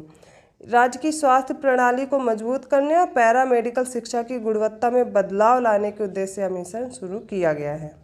अब पढ़ना है स्वच्छ सर्वेक्षण ग्रामीण। अच्छे से याद कर लीजिए इसको। 2 अक्टूबर 2022 को स्वच्छ भारत दिवस 2022 के अवसर पर स्वच्छ सर्वेक्षण ग्रामीण 2022 की रिपोर्ट जारी की गई। यह किसके द्वारा पूर्ण किया गया? सर्वेक्षण पेयजल एवं स्वच्छता विभाग द्वारा। मोबाइल ऐप एवं वेब पोर्टल के माध्यम से सर्वाधिक भागीदारी किसकी? उत्तर प्रदेश की। यही इम्पोर्टेंट इसका पॉइंट है सबसे पहला। और मोबाइल ऐप एवं वेब पोर्टल के माध्यम में सर्वाधिक जो भागीदारी वाला जिला है वो कानपुर देहात है। उत्तर प्रदेश उसका जिला कौन सा है? कानपुर देहात। देशपुर के 33 राज्यों की और केंद्र शासित प्रदेशों की समग्र रैंकिंग की गई है और उसमें उत्तर प्रदेश का 18वां स्थान है। स्कोर कितना मिला? 694.74। यदि स्वच्छ सर्वेक्षण 2022 शहरी की बात करें, जो कि 1 अक्टूबर 2022 को राष्ट्रपति द्रौपदी मुर्मू ने इसके परिणाम घोषित किए थे, इसमें जो 1 से 10 लाख की जनसंख्या श्रेणी में नोएडा को 5वां स्थान प्राप्त हुआ है और 10 लाख से अधिक जनसंख्या श्रेणी में शीर्ष 20 शहरों में से प्रदेश के 4 शहर को स्थान प्राप्त हुआ। कौन कौन सा? गाजियाबाद को 12वां स्थान मिला है, मेरठ को 15वां, प्रयागराज को 16वां और लखनऊ को 17वां मिला है। फिर से एक बार देख लीजिए। गाजियाबाद 12वें नंबर पर है, मेरठ 15वें नंबर पर, प्रयागराज 16वें और लखनऊ 17वें पे। इस श्रेणी में वाराणसी का 21वां और आगरा का 23वां और कानपुर का 29वां स्थान रहा। गंगानगर की बात करें, 1 लाख से कम जनसंख्या में कुल 13 नगर शामिल हैं, जिसमें बिजनौर कन्नौज को पहला और दूसरा स्थान मिला है। जबकि गंगानगर में अगर देखा जाए 1 लाख से अधिक जनसंख्या में, इसमें कुल 7 नगर हैं। वाराणसी और प्रयागराज को क्रमशः द्वितीय और चौथा स्थान यहाँ पर मिला है। शीर्ष 20 स्वच्छ छावनियों में क्लीनेस्ट कंटोनमेंट में प्रदेश की 3 छावनी शामिल है। कौन कौन सी? वाराणसी जिसको 15वां स्थान मिला है, शाहजहांपुर छावनी इसको 16वां स्थान मिला है और मथुरा छावनी 17वां। लाइन से है, देख लीजिए। 100 शहरी स्थानीय निकायों में की जो अधिक श्रेणी वाले हैं उसमें उत्तर प्रदेश का 10वां स्थान है। जबकि स्वच्छ सर्वेक्षण 2021 में प्रदेश को पहले क्या था? 6वां स्थान मिला था, इस बार 10वां हो गया है। प्रेरक दौड़ सम्मान के तहत गोल्ड अनुपम श्रेणी में उत्तर प्रदेश के गौतम बुद्ध नगर को शामिल किया गया है। प्रेरक दौड़ सम्मान जिसके तहत क्या है? गोल्ड श्रेणी दी जाती है, गौतम बुद्ध नगर को मिली है। और इसके अतिरिक्त जो सिल्वर है, सिल्वर उज्ज्वल श्रेणी में आते हैं। इसके 2 शहर हैं उत्तर प्रदेश के, मथुरा और अमरोहा का गजरौला जो है। कचरा मुक्त शहरों की जो स्टार रेटिंग प्रोटोकॉल के तहत गाजियाबाद लखनऊ को 3 स्टार रेटिंग मिली है और 1 स्टार देखिए किसको किसको मिली है? मेरठ और सहारनपुर को। ठीक है, अगला देखते हैं भारत पर्यटन सांख्यिकी 2022 27 सितंबर है, माफ़ कीजिएगा, 2022 को विश्व पर्यटन दिवस के अवसर पर भारत के जो उपराष्ट्रपति हैं जगदीप धनखड़ जी, इन्होंने जो भारत पर्यटन सांख्यिकी 2022 इसके नाम की एक रिपोर्ट जारी की है और इसके आधार पर देखा जा रहा है कि कौन से सबसे पसंदीदा स्थल रहे हैं भारत के। उसमें उत्तर प्रदेश के भी कुछ स्थल हैं, उनके नाम देखिए। इस रिपोर्ट के अनुसार घरेलू पर्यटकों के लिए 2021 में 5 सर्वाधिक पसंदीदा स्थलों में उत्तर प्रदेश का ताजमहल और आगरा का किला यहाँ पर शामिल है। और विदेशी पर्यटकों के लिए 5 सर्वाधिक पसंदीदा पर्यटक स्थलों में उत्तर प्रदेश में स्थित ताजमहल और आगरा का किला इसमें भी शामिल है। देखिए, उत्तर प्रदेश में 4.24% विदेशी पर्यटक आए हैं और 16.19% घरेलू पर्यटक का यहाँ पर आगमन हुआ है। अब पढ़ना है राज्य परिवर्तन आयोग के बारे में। 27 सितंबर 2022 को यह राज्य, जैसे उत्तर प्रदेश मंत्रिमंडल ने क्या किया, राज्य योजना आयोग का पुनर्गठन करते हुए इसकी नवीन संस्था बनाई है राज्य परिवर्तन आयोग। इसका स्टेट ट्रांसफॉर्मेशन कमीशन STC, इसके सृजन को मंजूरी मिल गई है और मुख्यमंत्री राज्य परिवर्तन आयोग के अध्यक्ष होंगे। यह कैसे कार्य करेगा? यह आयोग एक थिंक टैंक के रूप में कार्य करेगा और विभिन्न विभागों के विशेषज्ञों के साथ विचार विमर्श करने के बाद नीतियां तैयार करेगा। और उत्तर प्रदेश में राज्य योजना आयोग की स्थापना 24 अगस्त 1972 को की गई थी। अब पढ़ना है उत्तर प्रदेश में सूक्ष्म लघु और मध्यम उद्यम को प्रोत्साहन नीति 2022। 27 सितंबर 2022 को उत्तर प्रदेश मंत्रिमंडल द्वारा उत्तर प्रदेश सूक्ष्म लघु मध्यम उद्यम प्रोत्साहन नीति 2022 को मंजूरी प्रदान की गई है। इस नीति के अंतर्गत नए सूक्ष्म लघु और मध्यम जो MSMEs हैं, इनको पूंजीगत सब्सिडी के रूप में 10% से 25% तक की सब्सिडी उपलब्ध कराई जाएगी।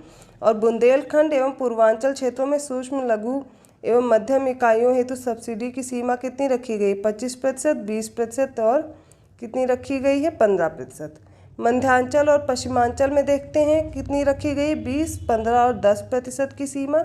और अनुसूचित जाति और जनजाति की जो महिलाएं हैं उनको 2% अधिक सब्सिडी अलग से दी जाएगी। अब पढ़ना है national urban planning and management conclave. 23 से 24 सितंबर तक लखनऊ के national urban planning and management conclave 2022 का आयोजन किया गया था और इसका आयोजन उत्तर प्रदेश सरकार द्वारा तथा आवासन और शहरी कार्य मंत्रालय भारत सरकार द्वारा गठित उच्च स्तरीय समिति HLC द्वारा किया गया। कब किया गया? इसकी डेट याद कर लीजिए, 23 से 24 सितंबर। और कहाँ पर हुआ? लखनऊ में। दंड प्रक्रिया संहिता, इसमें उत्तर प्रदेश संशोधन विधेयक 2022 लाया गया है। यहाँ पर देखिए महिलाओं के सशक्तिकरण के लिए है ये। 22 सितंबर 2022 को उत्तर प्रदेश विधानसभा द्वारा महिलाओं के खिलाफ हो रहे अपराधों पर अंकुश लगाने हेतु CRPC अर्थात दंड प्रक्रिया संहिता में संशोधन किया गया है और इसको पारित भी कर दिया गया। इसमें देखिए क्या क्या बदलाव हुए हैं। विधेयक में किए गए प्रावधान के तहत अब बलात्कार या रेप में आरोपियों को जमानत नहीं मिलेगी और इसके तहत न केवल बलात्कार अपितु यौन अपराध, बदसलूकी और यौन अपशब्द के मामलों में भी अग्रिम जमानत नहीं मिल सकेगी। ये 2 बदलाव हुए हैं, दोनों बदलाव को देख लीजिए। चलिए पढ़ते हैं नमूना पंजीकरण प्रणाली सांख्यिकी रिपोर्ट 2020 को। 22 सितंबर 2022 को registrar general of India RGI द्वारा नमूना पंजीकरण प्रणाली SRS इसकी 2022 की जो सांख्यिकी रिपोर्ट है उसे पब्लिश किया गया है। और उत्तर प्रदेश में अशोधित जन्म दर है जो क्रूड बर्थ रेट PR, इसकी कुल 25.1 दर्ज की गई है। ग्रामीण 26.1 और शहरी 22.1 है। इसके अतिरिक्त राज्य में राष्ट्रीय पोषण पर अशोधित मृत्यु जो है वो CDR, इसका कुल देखते हैं तो 6.5 है, ग्रामीण में 6.8 है और शहरी में 5.4 दर्ज की गई है। राज्य में 5 वर्ष के कम उम्र के शिशुओं की मृत्यु दर U5MR का कुल 43 अंक जो कि पुरुष 43 है और महिला का 44 दर्ज की गई है। इसके साथ ही राज्य में जन्म के समय जो लिंगानुपात है, सेक्स रेशियो एट बर्थ है, वो 905 अंक दर्ज किया गया है। अब पढ़ना है राष्ट्रीय पोषण माह 2022।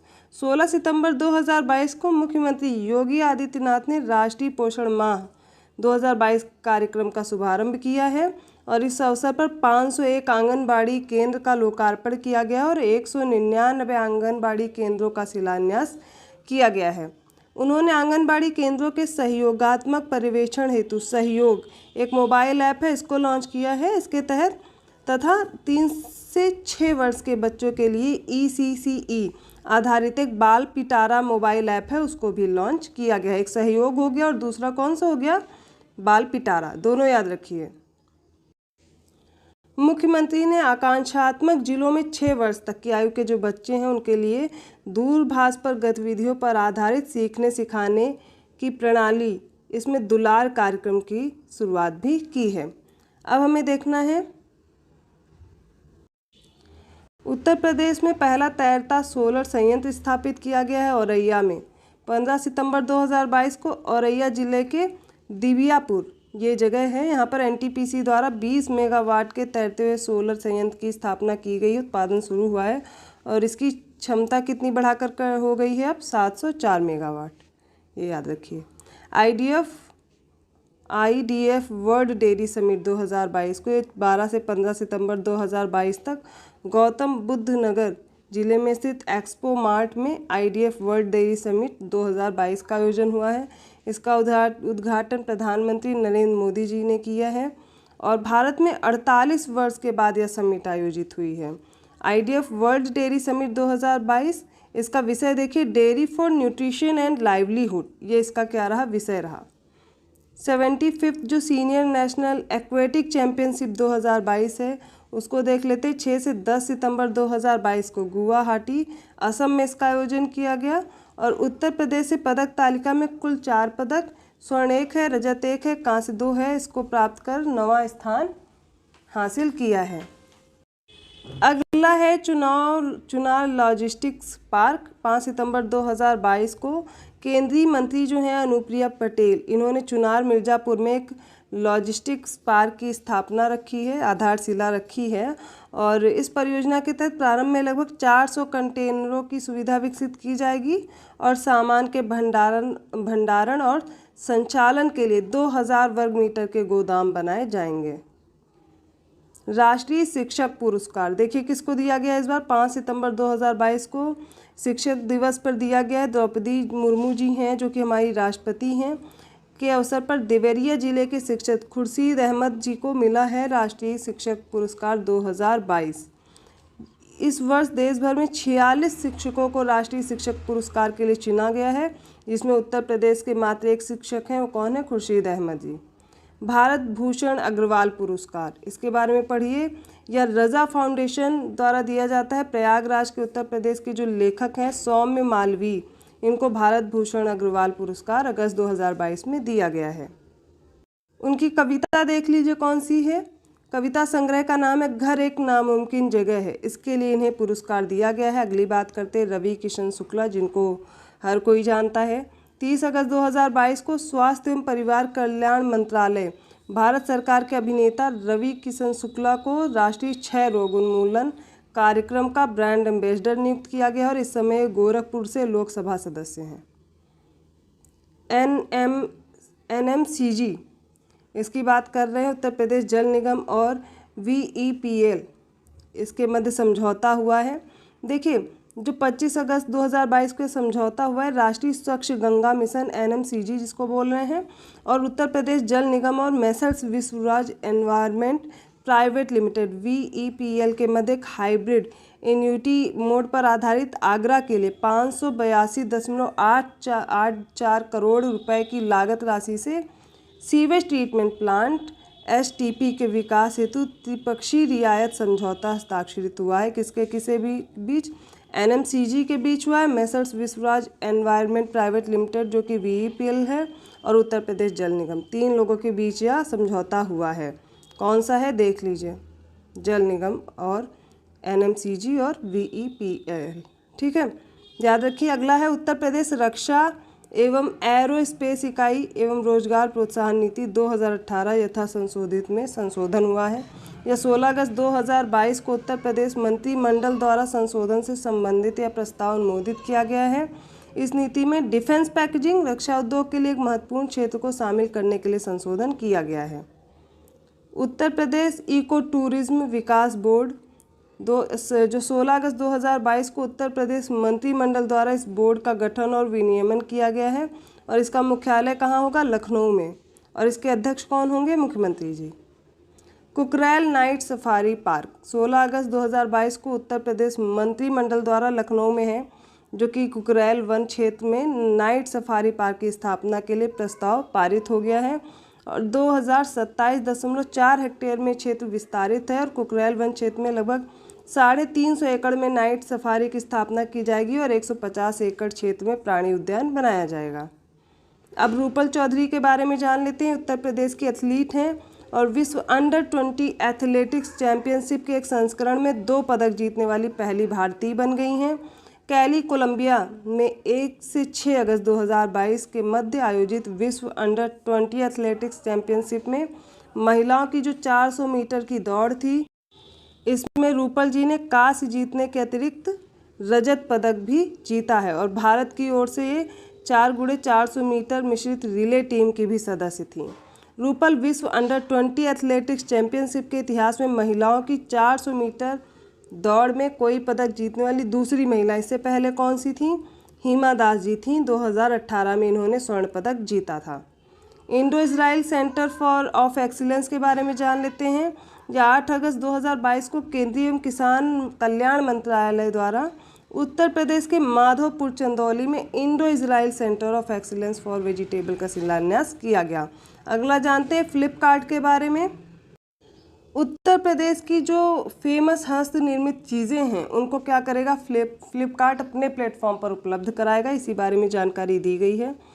फ्लिपकार्ट वाराणसी जिला प्रशासन के मध्य समझौता 7 अगस्त 2022 को दोनों के मध्य समझौता ज्ञापन हस्ताक्षरित हुआ है और इस समझौते के तहत बनारसी साड़ी, हस्त निर्मित कालीन, जरदोजी क्राफ्ट, मेटल क्राफ्ट्स, हस्त निर्मित दरी जैसे प्रतिष्ठित उत्पादों को फ्लिपकार्ट अपने प्लेटफॉर्म पर उपलब्ध कराएगा। अब हमें पढ़ना है अन्नू रानी जी के बारे में। 7 अगस्त 2022 को बर्मिंघम इंग्लैंड में आयोजित राष्ट्रमंडल खेल 2022 में मेरठ के बहादुरपुर गांव की रहने वाली महिला भाला फेंक खिलाड़ी अन्नू रानी जी हैं। इन्होंने महिलाओं की भाला फेंक स्पर्धा में 60 मीटर की दूरी तक भाला फेंककर कांस्य पदक जीता है। अन्नू रानी कांस्य पदक जीतकर राष्ट्रमंडल खेलों की भाला फेंक स्पर्धा में यह उपलब्धि हासिल करने वाली भारत की पहली खिलाड़ी बन गई हैं। इसलिए इन्हें याद करना बहुत ज़रूरी है और ये कहाँ की हैं ये भी देख लीजिए, ये जानना ज़रूरी है। अगला है उत्तर प्रदेश सरकार डिलाइट इंडिया के मध्य समझौता। 5 अगस्त 2022 को हुआ है दोनों के मध्य समझौता और इस समझौते में क्या होगा? जो उत्तर प्रदेश सरकार है, राज्य की अर्थव्यवस्था 1 ट्रिलियन अमेरिकी डॉलर तक लाने के लक्ष्य को प्राप्त करने के लिए डिलाइट इंडिया को सलाहकार के रूप में नियुक्त कर रही है। अगला है गगन कुमार पासवान जी, गौतम बुद्ध नगर में तैनात पुलिस कांस्टेबल हैं और नीदरलैंड्स के रॉटरडम में आयोजित विश्व पुलिस और फायर गेम्स 2022 में कांस्य पदक जीता है इन्होंने। गगन ने यह पदक बैडमिंटन की पुरुष युगल जो 30+ स्पर्धा थी इसमें भारतीय मूल के सुनील दहिया के साथ जीता है, जो न्यूजीलैंड पुलिस में कार्यरत हैं। 28 जुलाई 2022 की ये न्यूज़ है। अगला देखते हैं। अब हमें पढ़ना है भारत नवाचार सूचकांक 2021। यह 21 जुलाई 2022 को 33 संस्करण आई है इस नीति की और इसमें उत्तर प्रदेश को बड़े राज्यों की श्रेणी में रखा गया है। उत्तर प्रदेश की स्थिति देखते हैं। इनेबलर्स संदर्भ के घटक में अगर देखें तो इसकी रैंक 11 है और स्कोर कितना है? 16.54। प्रदर्शन संदर्भ में देखा जाए तो 5वीं रैंक है और इसका स्कोर है 11.90 और समग्र देखी जाए तो 7वीं रैंक आई है और यही स्कोर है 14.22। ठीक है, तो याद कर लीजिए भारत नवाचार सूचकांक में उत्तर प्रदेश की जो समग्र रैंकिंग है वो 7वीं है और इसका स्कोर देख लीजिए। बुंदेलखंड एक्सप्रेसवे, इसको याद रखिए। 16 जुलाई 2022 को प्रधानमंत्री नरेंद्र मोदी जी के द्वारा उत्तर प्रदेश के जालौन जिले की उरई तहसील के कैथरी गांव से बुंदेलखंड एक्सप्रेसवे का उद्घाटन किया गया। कहाँ का है? जालौन जिला का है। उसकी तहसील कौन सी? उरई है और कैथरी गांव है। यहाँ पर प्रधानमंत्री द्वारा 29 फरवरी 2020 को इस एक्सप्रेसवे का शिलान्यास भी किया गया और इस एक्सप्रेसवे के निर्माण से बुंदेलखंड क्षेत्र आगरा लखनऊ एक्सप्रेसवे और यमुना एक्सप्रेसवे के माध्यम से राष्ट्रीय राजधानी क्षेत्र जो दिल्ली है उससे जुड़ जाएगा। इस एक्सप्रेसवे का निर्माण उत्तर प्रदेश एक्सप्रेसवेज औद्योगिक विकास प्राधिकरण, ठीक है, UPEIDA, इसका फुल फॉर्म देख लीजिए, इसके द्वारा किया गया है। इसकी कुल अनुमानित जो लंबाई है 296.070 किलोमीटर है और इसे 4 लेन एक्सप्रेसवे निर्माण करने के लिए भी इसकी जो लागत आने वाली है वो 14,850 करोड़ रुपए इस पर लागत लगाई जा रही है।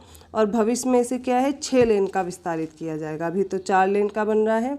और इसका जो प्रारंभ है स्थान जनपद चित्रकूट में राष्ट्रीय राजमार्ग 35 पर भरतकूप के निकट एवं समाप्ति स्थान कहाँ है, जनपद इटावा के ग्राम कुदरैल के निकट है।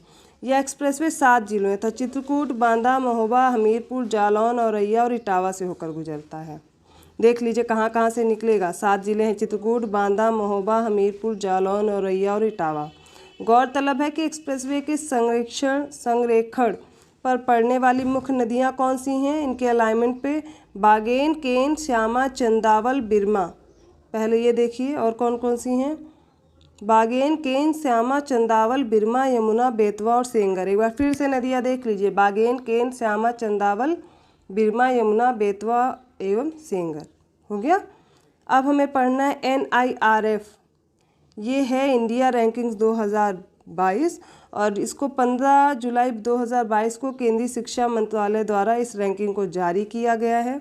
इसके अनुसार हम देखते हैं उच्च शिक्षा स्थानों में समग्र सूची में उत्तर प्रदेश के जो संस्थान आए हैं। 5वीं रैंक पर IIT कानपुर आया है, इसका स्कोर देखिए 77.83 है। 11वें नंबर पर बनारस हिंदू विश्वविद्यालय है वाराणसी का 64.81 स्कोर के साथ। और 19वें नंबर पर अलीगढ़ मुस्लिम विश्वविद्यालय है अलीगढ़ का 59.86 इसका स्कोर रहा है। और आगे देखते हैं 29वें नंबर पर IIT BHU वाराणसी का ये भी है, इसका स्कोर देख लीजिए 55.85। अगला है एमिटी यूनिवर्सिटी जो कि गौतम बुद्ध नगर का है 51.07। 75 नंबर पर लखनऊ का किंग जॉर्ज मेडिकल यूनिवर्सिटी जो कि KGMU है 47 मार्क्स लाया है, स्कोर है इसका। 78 नंबर पर बाबा साहेब भीमराव अम्बेडकर यूनिवर्सिटी, ये भी लखनऊ की 46.39। और अगला है 94 नंबर पर शिव नाडर विश्वविद्यालय गौतम बुद्ध नगर का, स्कोर देख लीजिए 44.90। इन सब का स्कोर एक बार रिपीट करके इन सब के जो रैंक है वो देख लीजिएगा। उत्तर प्रदेश आम महोत्सव, उत्तर प्रदेश में जो मलिहाबाद है वो आम के लिए फेमस जगह है। 4 से 7 जुलाई 2022 तक उत्तर प्रदेश आम महोत्सव का आयोजन लखनऊ में किया गया और उद्घाटन का अवसर रहा उसमें मुख्यमंत्री ने केंद्र सरकार द्वारा लखनऊ में स्वीकृत आम के मेगा क्लस्टर का भी उद्घाटन किया है। और आमों की टैगिंग काकोरी ब्रांड के रूप में यहाँ पर की जा रही है। NFSA के लिए राज्य रैंकिंग सूचकांक आया है और इसमें 5 जुलाई 2022 को राष्ट्रीय खाद्य सुरक्षा अधिनियम के लिए राज्य की रैंकिंग सूचकांक जारी किया गया है। और यह सूचकांक का प्रथम संस्करण है जिसे खाद्य एवं सार्वजनिक वितरण विभाग ने विकसित किया है। सामान्य श्रेणी के अंतर्गत उत्तर प्रदेश ने 0.797 के साथ दूसरा स्थान इसमें प्राप्त किया है, याद रखिएगा। भारतीय विमानपत्तन प्राधिकरण AAI उत्तर प्रदेश सरकार के मध्य समझौता हुआ 1 जुलाई 2022 को भारतीय विमानपत्तन प्राधिकरण AAI और उत्तर प्रदेश सरकार के मध्य 30 वर्षों की अवधि हेतु उत्तर प्रदेश के स्वामित्व वाले 5 हवाई अड्डों के संचालन के लिए संचालन और प्रबंधन समझौता हस्ताक्षरित हुआ है। इन 5 हवाई अड्डों में देख लीजिए कौन कौन से हैं, अलीगढ़, आजमगढ़, चित्रकूट, म्योरपुर और श्रावस्ती। फिर से देख लीजिए, अलीगढ़, आजमगढ़, चित्रकूट, म्योरपुर और श्रावस्ती। देखिए उत्तर प्रदेश का पहला ट्रांसजेंडर डेस्क बना है, इसको जान लेते हैं। 23 जून 2022 को उत्तर प्रदेश का पहला ट्रांसजेंडर डेस्क पुलिस सहायता केंद्र जिसको बोल रहे हैं, यह लखनऊ पुलिस कमिश्नरेट के कैसरबाग कोतवाली में खोला गया है ट्रांसजेंडर जो भी हैं उनकी सहायता के लिए। इसका उद्देश्य देख लीजिए, ट्रांसजेंडरों की शिकायतों की सुनवाई करने के साथ ही शिकायतों का 24 घंटे के अंदर निस्तारण करना भी है। QS वर्ल्ड यूनिवर्सिटी रैंकिंग्स 2023 को देख लेते हैं। 8 जून 2022 को इस रैंकिंग के 19वें संस्करण को जारी किया गया और इसमें IIT कानपुर 37.6 स्कोर के साथ 264वां स्थान प्राप्त किया इसने। और 2022 में इसका क्या था, 277वां इसने हासिल किया था। अब देखते हैं संत कबीर अकादमी अनुसंधान केंद्र जून 2022 में यूपी के संत कबीर नगर स्थित जो मगहर है, इस केंद्र में इसका उद्घाटन किया गया है। और मगहर कबीर का निर्वाण स्थल भी है और कबीर की मज़ार और समाधि मात्र 100 फीट की दूरी पर अगल बगल यहाँ पर स्थित है। राज्य खाद्य सुरक्षा सूचकांक देख लेते 2021-22। 7 जून 2022 को केंद्रीय स्वास्थ्य एवं परिवार कल्याण मंत्रालय द्वारा इस सूचकांक के चौथे संस्करण का विश्व खाद्य सुरक्षा दिवस के अवसर पर जारी किया गया और इस सूचकांक में यूपी को बड़े राज्यों की श्रेणी में रखा गया है और इसका 8वां स्थान आया है। स्कोर देख लीजिए 54.5 रहा है, ठीक है, समग्र स्कोर। पंडित दीनदयाल किसान समृद्धि योजना या जून 2022 को यूपी के सरकार द्वारा बीहड़ बंजर जल भराव क्षेत्रों के सुधार के लिए और उपचार हेतु इस योजना को 2022-23 से 2026-27 तक की अवधि के लिए क्रियान्वित किया जाएगा। 38वीं राष्ट्रीय पुलिस प्रशिक्षण संगोष्ठी 2022, इसका गठन कहाँ किया गया? इसका आयोजन गाजियाबाद में संगोष्ठी का आयोजन किया गया था 2 से 3 जून 2022 को और इसका आयोजन पुलिस अनुसंधान एवं विकास ब्यूरो BPRND द्वारा किया जाएगा, BPRND सेक्टर द्वारा। इसका विषय देख लीजिए पुलिस प्रशिक्षण में उत्तम कार्य प्रणालियों को साझा करना। अब पढ़ना है मैडम तुसाद संग्रहालय के बारे में। जून 2022 में यूपी के नोएडा में संग्रहालय की शुरुआत की गई है और यह DLF मॉल में स्थित है। 2017 में भारत में पहली बार इस संग्रहालय को कनॉट प्लेस दिल्ली में खोला गया था। अगला है पटवाई में देश का पहला अमृत सरोवर। 13 मई 2022 को ग्राम पंचायत जो पटवाई है इसमें देश के पहले अमृत सरोवर का उद्घाटन किया गया है और पटवाई उत्तर प्रदेश के रामपुर जिले में स्थित है। स्किल इंडिया अंतर्राष्ट्रीय केंद्र के बारे में पढ़ लीजिए। मई 2022 में NSDC इंटरनेशनल लिमिटेड तथा DP वर्ल्ड को भारतीय इकाई हिंदुस्तान पोर्ट्स प्राइवेट लिमिटेड के मध्य संयुक्त अरब अमीरात में रोजगार के अवसरों के लिए कुशल कार्यबल तैयार करने हेतु वाराणसी उत्तर प्रदेश में इस केंद्र की स्थापना हेतु समझौता ज्ञापन पर हस्ताक्षर हुआ है। गौरतलब है कि भारत के पहले स्किल इंडिया अंतर्राष्ट्रीय केंद्र की स्थापना भुवनेश्वर उड़ीसा में की गई थी। और लास्ट जो इसमें हमें पढ़ना है रेत समाधि के बारे में, या आपने पिछली बार भी इसके बारे में पढ़ा ही होगा। मई 2022 में रेत समाधि के अनुवादित उपन्यास टॉम्ब ऑफ सैंड, इसको बोलते हैं इंटरनेशनल बुकर पुरस्कार 2022 से सम्मानित किया गया। गौरतलब है कि Tomb of Sand Geetanjali Shree Mainpuri की रहने वाली हैं। इनके द्वारा लिखित उपन्यास रेत समाधि का अंग्रेजी अनुवाद है और रेत समाधि का अंग्रेजी अनुवाद डेजी रॉकवेल द्वारा किया गया। तो यहाँ तक हमने कंप्लीट किया है यूपी का परिदृश्य। उत्तर प्रदेश की सारी करंट अफेयर हमने इस वीडियो में कवर की है और बहुत ही कम समय में की है। आप बार बार इस वीडियो को देख सकते हैं, एक बार आप पढ़िए इसको, अगर आपके पास बुक है, नहीं है तो इस वीडियो को 2 बार पढ़ के और लास्ट टाइम पे आपको सिर्फ एक बार रिवीजन करके चले जाना है और यहाँ से आपके सारे प्रश्न सॉल्व हो जाएंगे। अगर वीडियो अच्छा लगा तो लाइक कीजिए और लोगों को भी शेयर कीजिए और चैनल को सब्सक्राइब कीजिए। धन्यवाद।